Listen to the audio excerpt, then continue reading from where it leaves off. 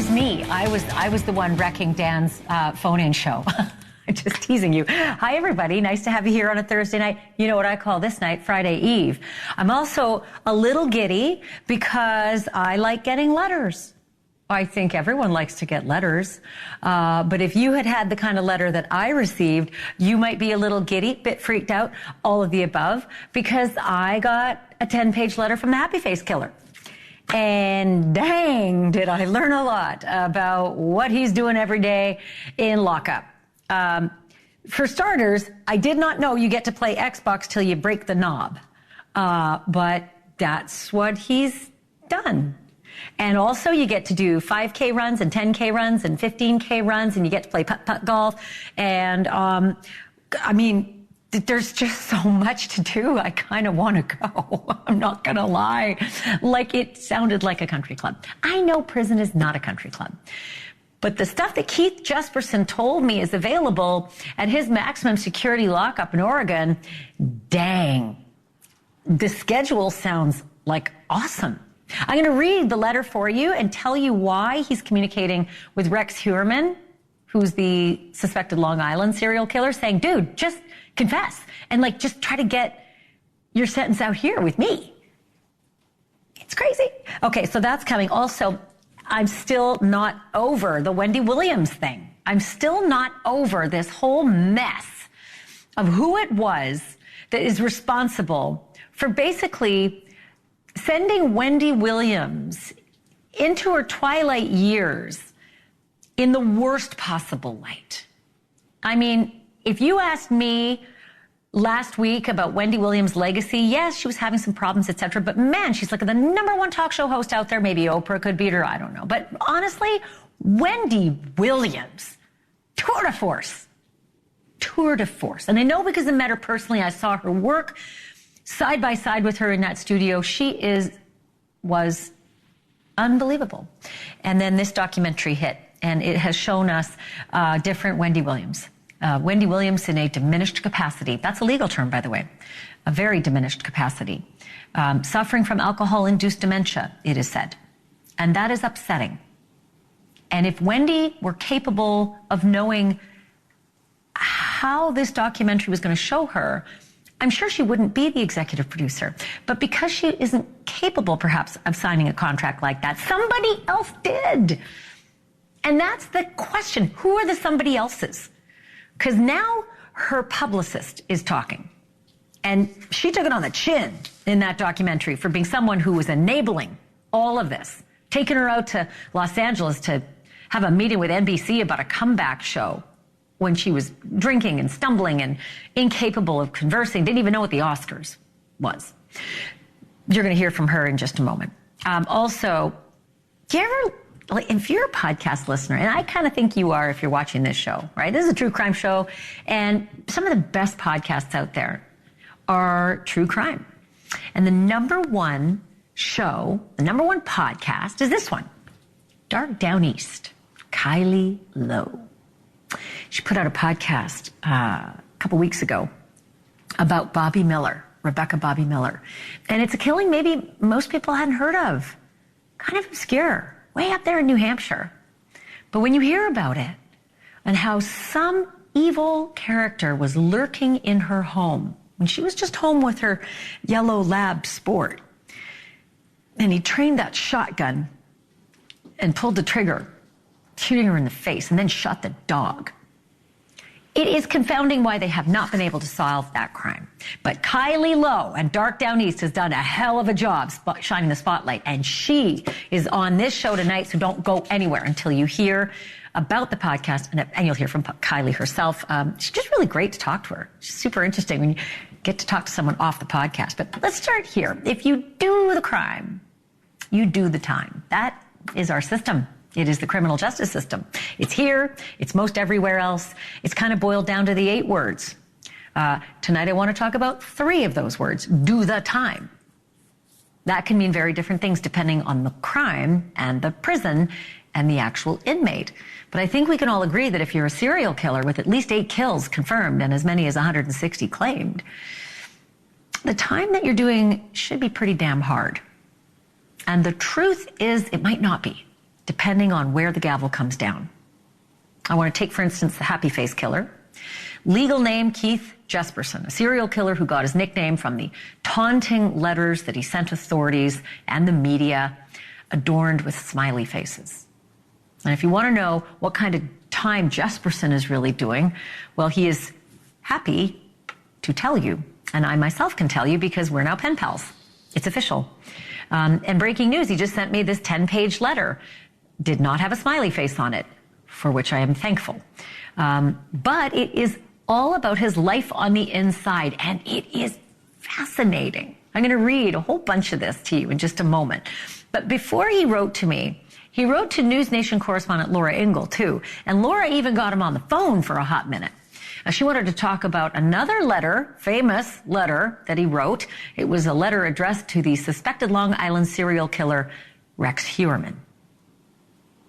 I suggest to him that he solve himself, to contact the authorities, to make a deal to do his time outside of New York, because when he's convicted in New York, now New York's no joke. It's a bad prison system. I mean, these are tough guys in there.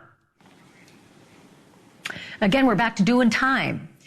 That's kind of been a theme with me lately since my sit-down interview last week with convicted wife killer and maximum security inmate Drew Peterson.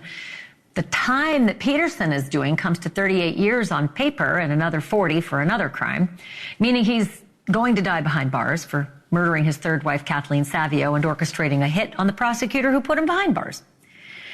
The Savio murder happened 20 years ago tomorrow. Think about that. What kind of time is Drew Peterson doing? What does he do with all of his time? I asked him how he spends his days. Have a listen. When you're in your cell, what are you doing typically? Watching TV. That's it? That's the big event for the time I'm in there, so. What about reading? I don't read. I don't like to read. I don't enjoy it, so I don't do it. So. Eyesight okay? Eyesight's great, fine. And what about writing? Do you write letters to anybody? No. Once in a while, an old girlfriend will write me a letter. And if somebody writes me a letter, I'll write back. But just to write, it don't happen. So. Do you get a lot of mail? A little bit. I used to get a lot more. I think it's less and less as time goes on. So what kind of mail do you get? Kmart stuff. Just teasing. I get letters from people. I used to get fan mail from people. A lot of girls were writing me, surprisingly, and that's kind of dwindled out. What would they say? I don't know. They were like love letters. I love you, I want you. I don't know, stuff. Would you write back? Yeah. So it depends. It's just like, a lot of times the letters stopped if I asked them for pictures. What do you look like? Send me a picture. And sometimes, for some reason, that offends them. So, who knows? Did you develop any friendships or even love affairs with any of the people who wrote you? Well, it's hard to have a love affair when you're locked up. I mean, it's sometimes I would have something like that. It was kind of exciting, but it's just like I can't get with them, so it's just like it didn't make a lot of sense. So no girlfriends in the last 12 years, would you say? Nothing. Nobody came to see me. No one came to visit? Well, once in a great while. I didn't get a lot of visitors. And I think that might be part of the reason they got me in Indiana instead of Illinois, because it's kind of a travel distance, so people don't want to travel to see you. Did any of the pen pals that you had, did any of them end up being long-term pen pals or relationships? Well, I normally dwindle out. You know, there's just so much you can write, and then you get bored with it. So it's like, I'm not a big letter writer, so I don't really like, out of courtesy, I'll respond to them, but other than that, I don't write a lot. I tell you, if I were locked up, I would just read all day long, and I would wait for someone to bring me food. Sometimes I dream about it. But Drew doesn't read, and he rarely writes, and he calls the 60 TV channels that he gets in his cell the big event. But back to Keith Jesperson, happy face killer. He's a writer.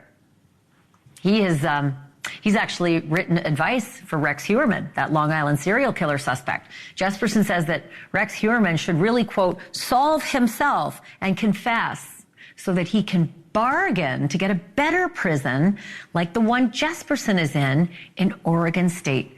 That's the penitentiary he's in, Oregon State. He told me some of that himself. I want to read it to you word for word. It's super interesting.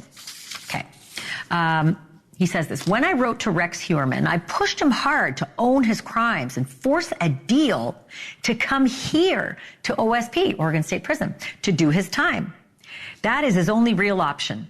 Deal to be placed in a prison away from harsh New York's system. We get inmates from other states for a host of reasons. A stand-your-ground case out of Florida, Mike is here. We've had parts of the Manson family and mob hitmen. Why? Easier to take them out of state than to deal with the security issues. Sent Rex my everyday schedule and store items we can purchase, a menu, and what our yard has to offer. And this is where the letter gets really good, because he tells me how he's spending his time as a convicted serial killer, like the whole schedule of his everyday. Here's what he says. OSP, Oregon State Prison, and Oregon's prison system is based on incentives, things that can be taken away if we do bad things. Clear conduct is rewarded. I'm sort of an icon in here. All the guards know me, and most of the inmates. What is my day like? I live in a single cell in D block, D160. At about 6:15 a.m., my cell door opens, and I walk to breakfast. Return is 30 minutes or so. I could go to the yard at 8 a.m. to 9:15 a.m. Most days, I stay in my cell doing artwork and watching TV. Perry Mason comes on at 9 a.m. Me TV. We have a count at 10:30 a.m. At around 11:15, we start lunch. At around 1:15 p.m., afternoon yard. Usually I go to my job when afternoon yard is over. Normal work schedule starts at 2:30 p.m. My work is in the clothing room. I've had the job now for about 14 years.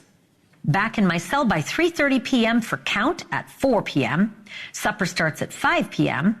After the meal, I go to work until 8 p.m. But most nights we're done by 7:30 p.m. I rush home to watch, I thought he was going to say Banfield, but he said Gutfield on Fox. He watches Greg Gutfield.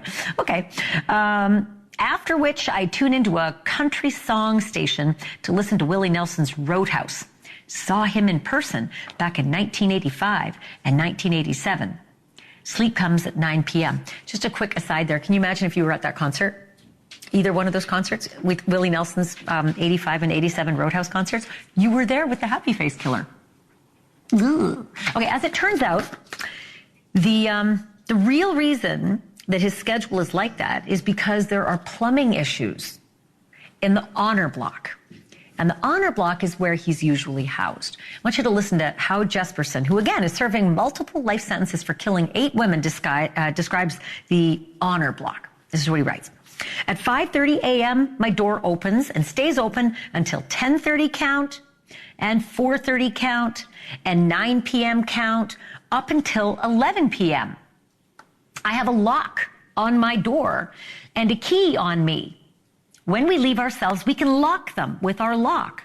We have our own showers, pop machine, telephones, microwave ovens, exercise equipment, Xbox, TVs, 190-degree water, tablet, and I'm sure I'm leaving something out.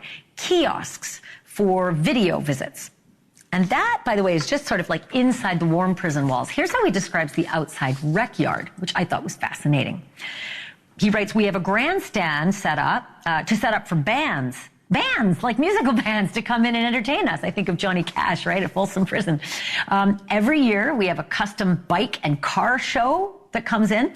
Runners from all over the country run in our events. 5K, 10K, 15K. You can go online.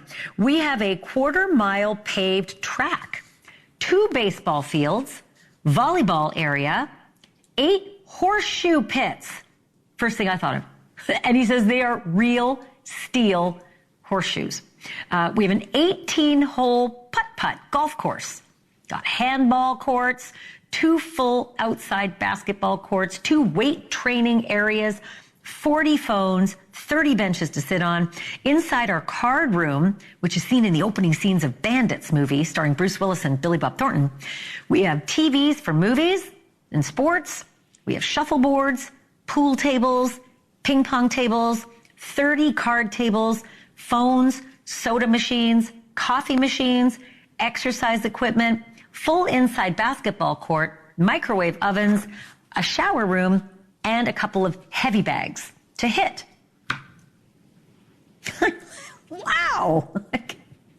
Did you know? Right? I'm not crazy saying it might be kind of nice to take a few weeks off and hang out at a place like that.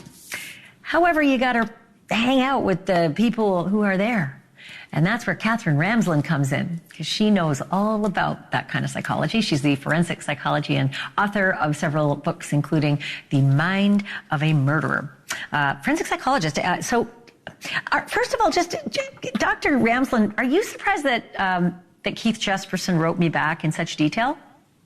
Not at all. He wants to stay in touch with anyone in the media that can keep his name and face out there. He loves attention. So it doesn't surprise me. I'm sure he wrote right away when he had the opportunity. I wondered if it was that, or if it's just like, what else are you gonna do? I mean, I was surprised Drew Peterson says he doesn't read and doesn't really write, because you really do have a lot of hours to fill. Yeah, but Jesperson keeps in touch with media people. He keeps in touch with a podcaster regularly. He wants to be associated with any kind of news event. That's why he wrote to Heuermann. That's somebody that was getting a lot of press, so he wanted to establish an association with him. So he calls himself an icon, says everybody in the prison knows him, which I wouldn't be surprised if you're a serial killer with a name, Happy Face Killer, people would know you. Apart from that, and the fact that he said he played Xbox until the handle broke, and that he was like one of the leaders, I didn't get the sense that he was full of bravado. And I fully expected that a 10-page letter from a serial killer would be full of Dennis Rader-like bravado. Were you surprised at that? I found bravado in the letter. He's trying to make you think that he's very important, that he's got good advice for people, that he's got all kinds of great privileges and he's held in esteem. He doesn't want you to have any disdain for him or to think his life is diminished in any way. There is grandiosity and a lot of impression management in that letter. What am I not seeing with my very untrained eye that a Dr. Katherine Ramsland could see between the lines? Well, I'm an icon. That's really? You're an icon? You're in a prison. Nobody cares about you. He talked about that. He talks about all the amazing things that he has access to. His life is enhanced. He doesn't have to pay for any of this. He's in a position to be able to give advice to someone like Rex Heuermann. And his advice is good. His advice is solid. He's got the best ideas for this guy. If only that guy, Rex would confess what he really wants. He doesn't care about Heuermann. He cares about that he would be the guy that got him to confess, that persuaded him, that has the power to do so. There is grandiosity in that letter. And the fact that he would try to associate himself with someone who has so much media attention and think that he could actually be the one to get him to confess. That's grandiose. Listen, I've got 10 seconds, but I got to ask you, those conditions in that prison sound awesome. Does that make for a better prison and a better prison population? Like I said, I only have a couple seconds, but I'm curious. If they're true, I don't know that they are. He certainly exaggerates a lot, and I really couldn't tell you what their record is. All right, I have my work cut out for me. I'm now going to sign up to see if I can go on a tour. Katherine Ramsland, thank you for being on. I always love talking to you. Thanks. Still to come, the outrage over that Wendy Williams docuseries is only getting louder, and not just from the fans who feel like their idol was exploited. Now some of the people who allowed that alleged exploitation to happen are speaking out too, and claiming that they too are appalled. What? That story's next.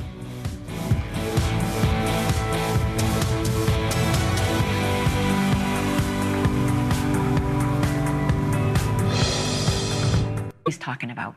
Where is Wendy Williams on Lifetime?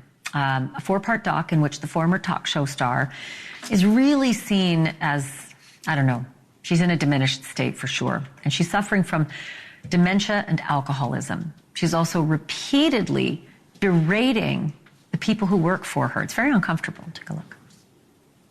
She has people around who are yes people and allowing this to continue. This is all too much. Go!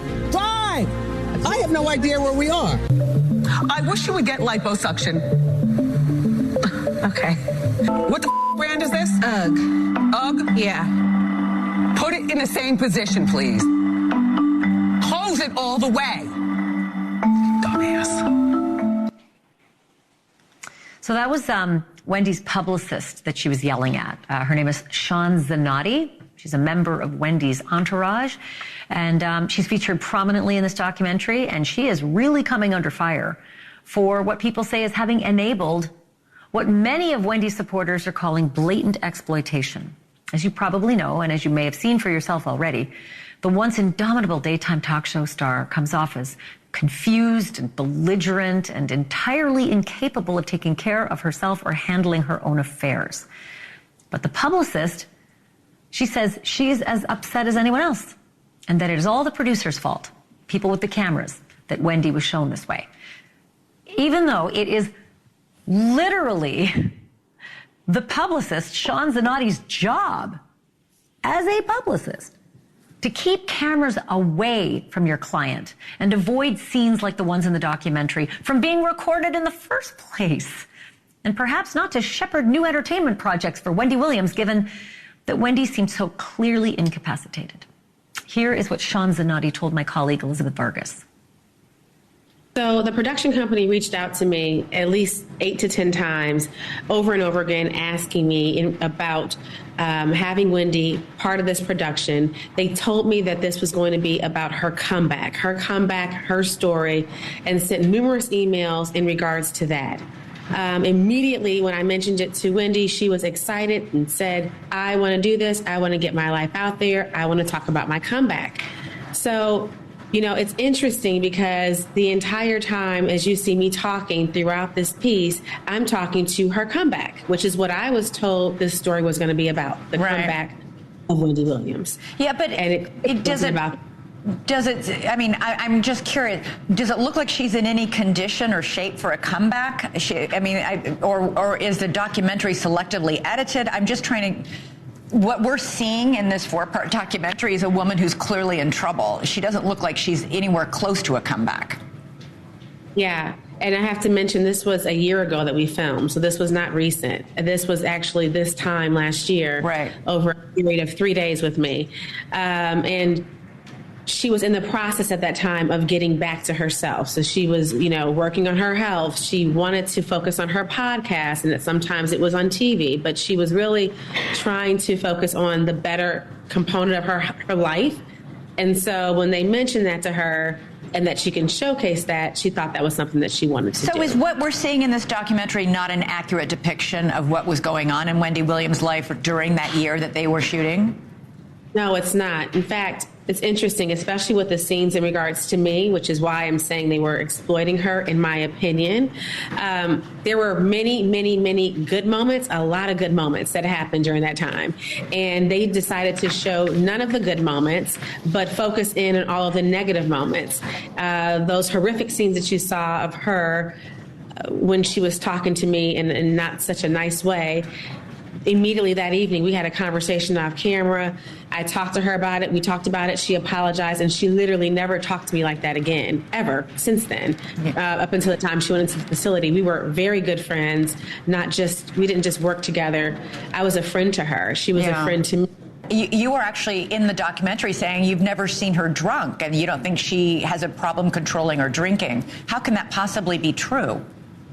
Because that was just my second time being around her. So my first time was the experiences that you saw, those examples when she was not being so nice to me. The second time was when we were in Los Angeles. Although I had worked for her for that past year, I didn't see her. I would just talk to her on the phone. There was communication that way. So I have never personally seen her drunk, ever in my life. That I have not experienced that. So all those scenes they show in the documentary, you weren't present for those scenes? I was not there. I live in Los Angeles. I've been around Wendy 3 times by myself. 3 times in total of seeing her in person. That's it. And those 3 times were the filming of this, in which they try to show these components, but not showing anything beautiful. They didn't show, the beautiful moments that we had. They chose to show these negative components and not even focus on the fact of why she came to Los Angeles, right. What that was about. And I think that they changed that narrative for a reason. And just to be clear, you did call The Guardian to warn The Guardian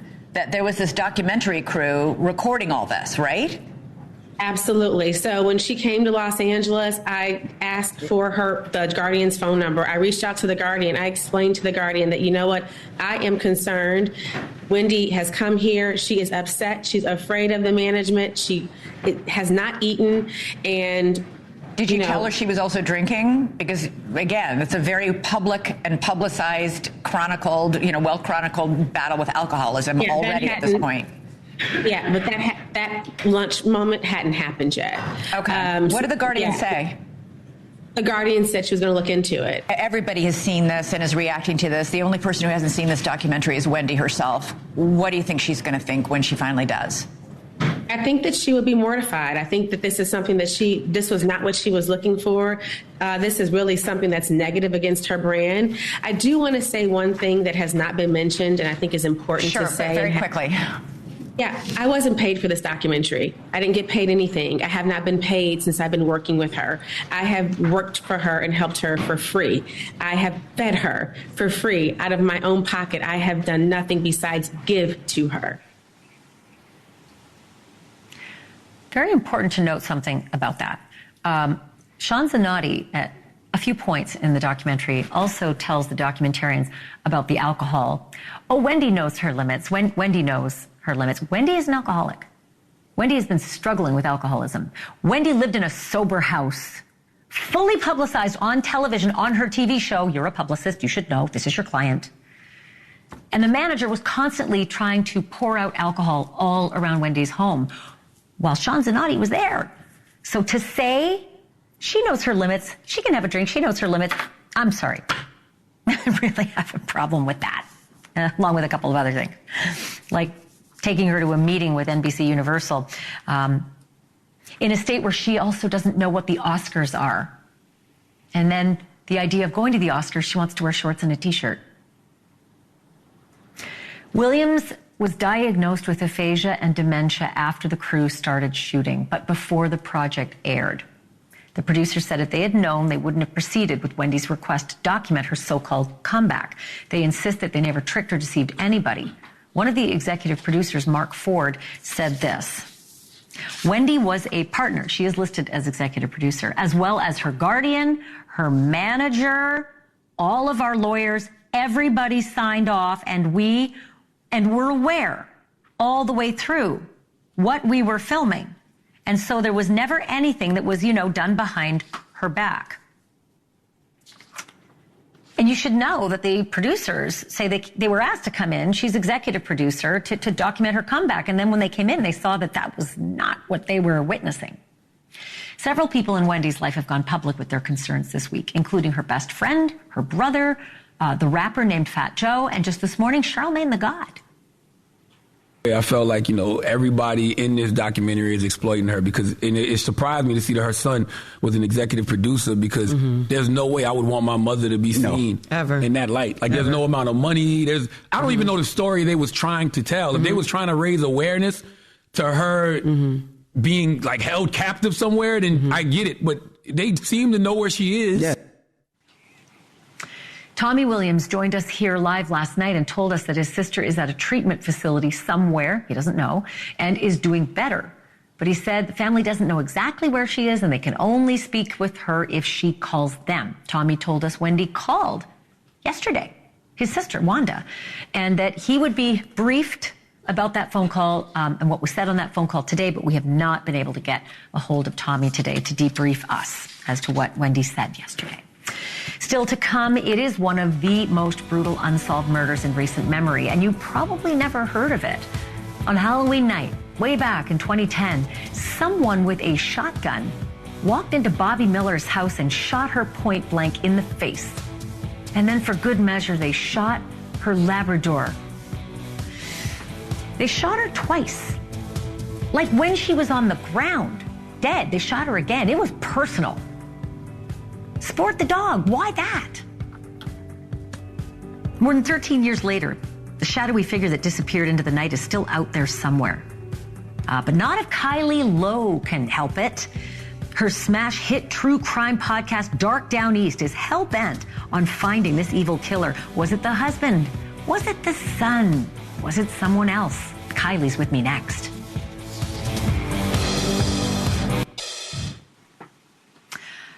I don't think Bobby Miller could see it coming. I really don't. I don't think she knew, right? She and her yellow lab, Sport, they were just settling in for a quiet night at home. And then all of a sudden, out of nowhere, a shadowy figure was in her living room. I don't know if she saw him there. I don't know. She was in the kitchen, so was Sport. There is absolutely no way to know if she ever saw the killer or heard the racking of the shotgun before that killer fired it into her face.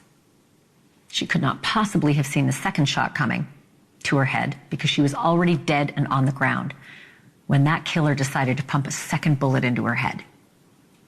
And nobody saw as the killer then trained the shotgun on Bobby's yellow lab, shooting Sport twice. That is so personal. The murder of Roberta Bobby Miller in Guilford, New Hampshire has never been solved, despite the fact that it happened on Halloween night way back in 2010. That's coming up on 14 years. The next morning after Halloween, that'd be November 1st, Bobby's son, Jonathan, discovered the body of his 54-year-old mom, and he called the police. Police who have been looking for the killer ever since. And Kylie Lowe is looking too. She's helping to solve this crime with a blockbuster podcast called Dark Down East. It has soared to the top of the charts. Here is how Bobby Miller's younger brother, Ken, described his sister's crime scene on the podcast. I mean, they really didn't say anything to us. They were very tight-lipped. They did tell me the circumstances of how Bobby was killed. She was in her kitchen, and she had been working on she was actually building some window boxes, so she was going in and out of the house to her garage, doing some stuff. And it was Halloween evening, and she was shot twice. She was wearing a hoodie, and she was shot in the face and throat area the first time. And I was told that the hood captured some of the blast, and then she fell on the floor and was shot again in the back of the head. Kylie Lowe is an investigative journalist and the host of that podcast, and I spoke with her about Bobby Miller's case. 14 years since Bobby was murdered. Let's talk a little bit about how sort of bizarre the case is. She was shot in the face. It is such a personal killing. And then shot again in the back of the head. Her dog was also shot. She'd been going through this tumultuous divorce. It almost sounded like it was an easy one to solve, but it wasn't. Well, you know the true crime trope that the husband did it, but this case wasn't that straightforward. You know, there was a lot of coverage at the beginning about that tumultuous divorce and all the battles back and forth over finances. I mean, this was a years-long process to finally end their marriage. And they had proceedings, additional court hearings planned for later in the week after Bobby was killed. Of course, she never made it to those hearings. And so the attention being on Gary Miller isn't a surprise. Now, in speaking with Bobby's brother, Ken, he's told me that Gary was cooperative with the investigation from the start, and Gary's also stayed in touch with Bobby's family, and he's just as dedicated to getting this case solved and figuring out what really happened to Bobby. So on its face, it wasn't as simple. And he's got his alibi, his new wife for that night. It did seem interesting, though, that he had won the cottage in the divorce, and then, I guess it was like 48 hours before she was murdered, the cottage burned down. So a lot of people thought, well, maybe out of revenge, she burned it down, and out of anger, he killed her. But again, he seemed to check out. So then the next sort of focus was her son, which defies all logic. What son would kill his parent? But why was the son eyeballed at all?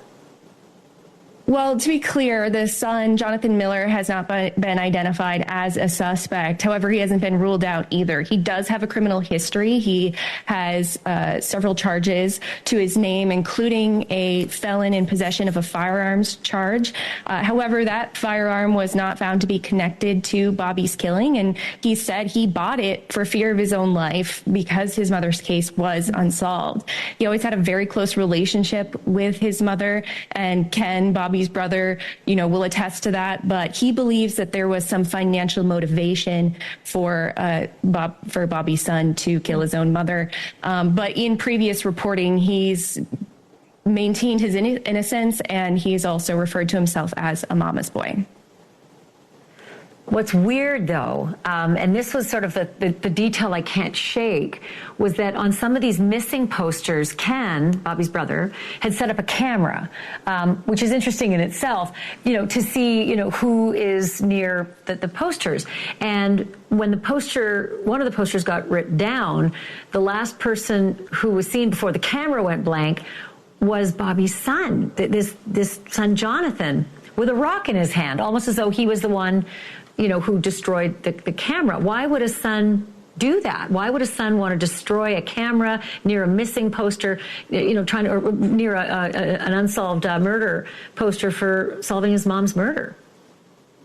Well, it certainly does raise an eyebrow, and you would think that a son would want his mother's case solved just as much as anyone else. So, like I said, there is some suspicion surrounding him, but police have yet to name him officially as a suspect. It's fascinating. One other issue, there's no robbery, no sex assault, so motive doesn't seem to be helpful here in finding anyone. But neighbors who live like 200 feet one way and 150 feet the other way, nobody heard 4 gunshot wounds that night? Particularly shotgun shots. I mean, those are loud. So that also is another bizarre aspect of the case. And you have to wonder, what witnesses haven't come forward or may have information still that could help close this case. Well, let me just put it out there. You've done a great job at highlighting this case. The New Hampshire Cold Case Unit will take anybody's tips if someone's watching right now and thinks they might be able to help. It's 603-271-2663. Again, 603-271-2663. Keep us posted, Kylie Lowe. And again, congratulations on doing such a stellar job on the investigation into this piece. Thank you. And thank you so much for having me and shining light on Bobby's story. And again, Kylie Lowe's podcast is called Dark Down East. It's good stuff. Coming up next, a father in Ohio accused of shooting his 3 little boys dead, execution style. He stood before a judge and he asked for the central part of the murder case against him to be thrown out. But here's the shocker. What he wants thrown out are his own words, even the ones we saw on camera with our own eyes. It is a death penalty case. But when can your own words be used against you and when can't they? Details next.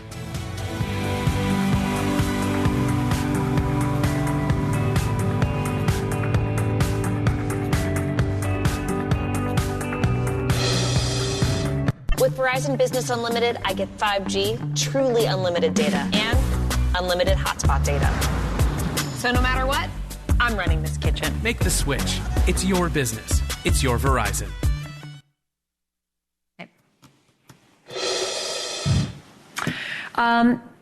You hear it in the movies, right? All the time. You hear it on TV shows. You have the right to remain silent. Anything you say can and will be used against you.